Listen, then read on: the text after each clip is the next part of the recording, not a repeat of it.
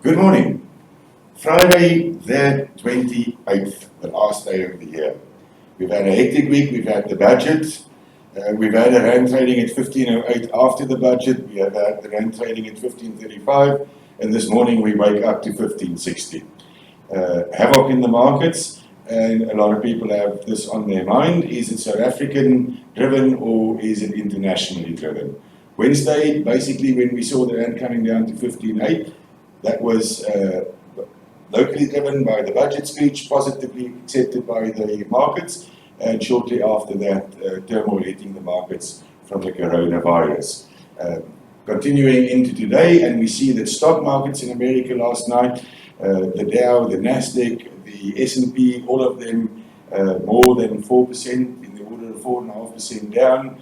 Biggest decline in 1 week this year so far, actually for the last year, the biggest decline, and put us into an area of a technical correction. If it moves further lower, then we move into a bear market, which could be dangerous. It simply says that investors seeking for safe havens, if one combines that with the movement in the long yields in America, then everybody's moving out of financial markets into the money markets and to the bond markets, into safe haven assets, as the fear of the coronavirus and the spreading of that is creating havoc.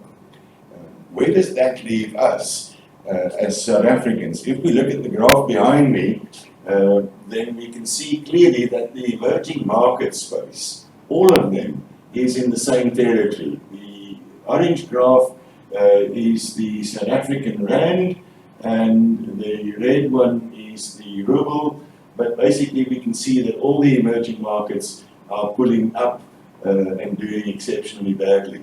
This one down here is the Australian dollar. Don't think that that is actually strengthening.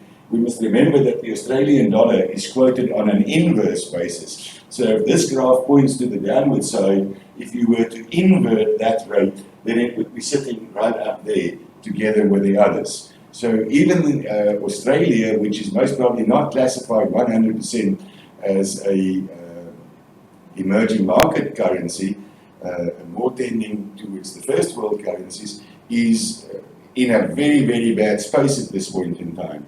But that's because of their close proximity to China and their dependence on China, which also links up with South African dependence on China. And I continue this rambling about the coronavirus. There is no answer to this. This could continue, it could continue for a month, it could continue for 2 months. To speculate as to when this is going to end would be speculating as to when antiviral drug for that would be developed. Not I know that, nobody knows that, most probably not within the next 5 or 6 months. And so this can continue playing havoc in the markets for quite some time.